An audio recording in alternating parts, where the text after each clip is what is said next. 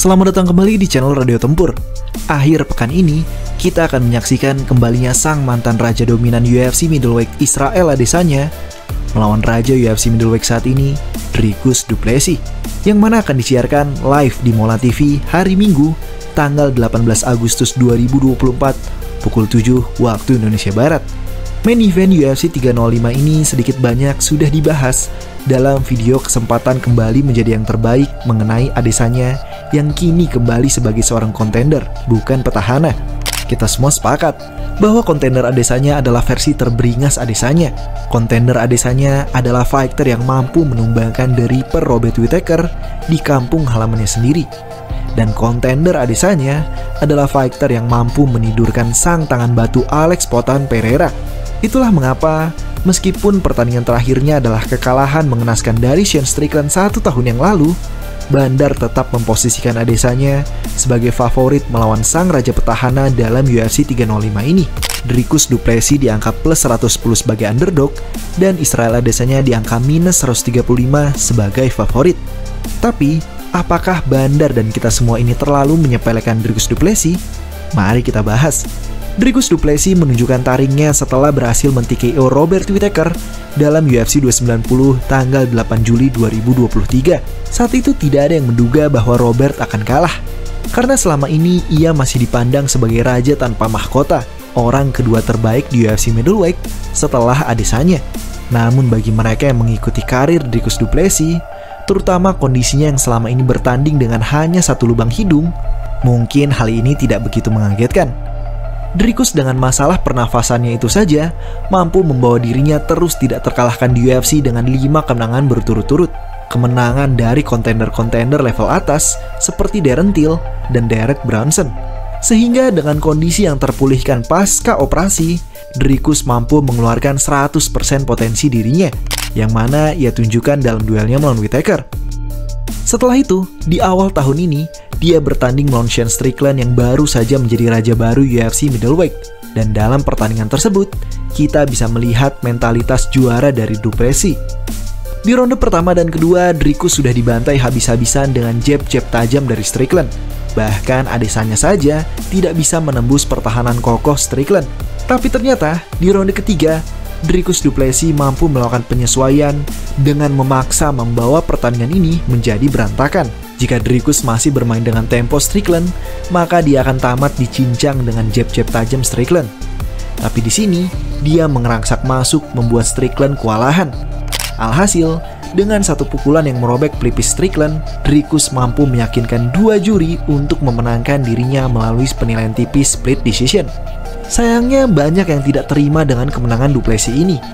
Pasalnya, Dricus tampak lebih hancur ketimbang Strickland. Dan dalam perebutan sabuk, penantang harusnya memberikan kemenangan yang meyakinkan untuk merebut sabuk tersebut, bukan kemenangan tipis seperti ini. Parahnya, bahkan sang promotor sendiri Dana White merasa Strickland lah yang menang. Untuk itulah, tidak hanya Israel Adesanya yang membawa misi besar dalam partai UFC 305 ini, Dricus du Plessis pun demikian. Dalam pertandingan ini, dia memiliki misi besar untuk meyakinkan dunia bahwa dialah raja UFC middleweight yang sesungguhnya. Karena bayangkan saja, malah rajanya yang harus mempertahankan sabuk di teritori penantang. Tapi ketika ditanya awak media, Dricus du Plessis justru senang dengan pemilihan lokasi ini, karena ia ingin melawan versi terbaik Israel Adesanya. Dengan demikian, setelah ia mengalahkannya sekali, tidak perlu ada rematch lagi. Semua sudah jelas, UFC middleweight sudah bisa move on dari seorang Israel Adesanya. Namun dalam pertandingan sendiri, Dricus wajib waspada, karena selain yang ia lawan adalah Adesanya versi kontender, Adesanya pun sepertinya membawa pertandingan ini ke masalah pribadi. Sejak dulu rivalitas mereka adalah tentang ucapan Dricus yang mengatakan dirinya lah Raja Afrika sesungguhnya. Karena dibandingkan 3 juara lain yang mengaku-ngaku Raja Afrika, hanya dialah yang tetap tinggal di Afrika. Usman tinggal di California, Adesanya tinggal di New Zealand, dan Francis Ngannou tinggal di Kanada. Ucapan Dricus ini terdengar seperti kolonial atau penjajah di telinga Adesanya.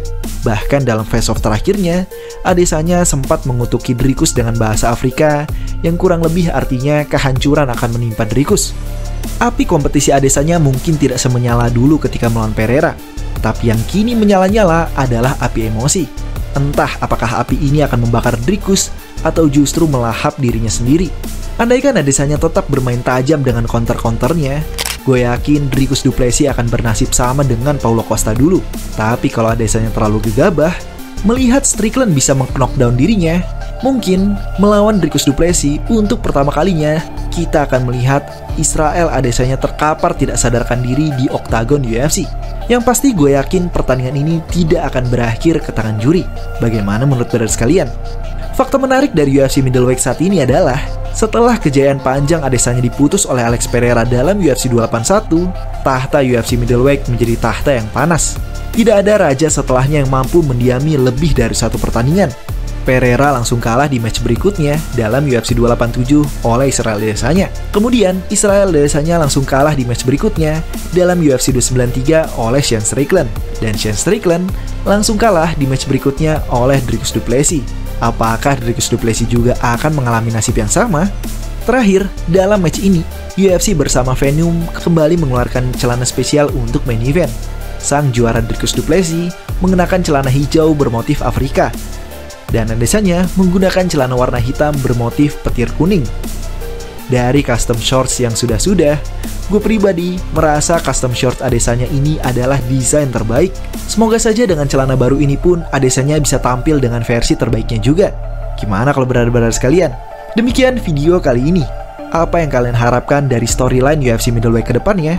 Apakah kembalinya Israel Adesanya atau chapter baru yang akan ditulis oleh Dricus du Plessis? Tulis di kolom komentar ya. Terima kasih.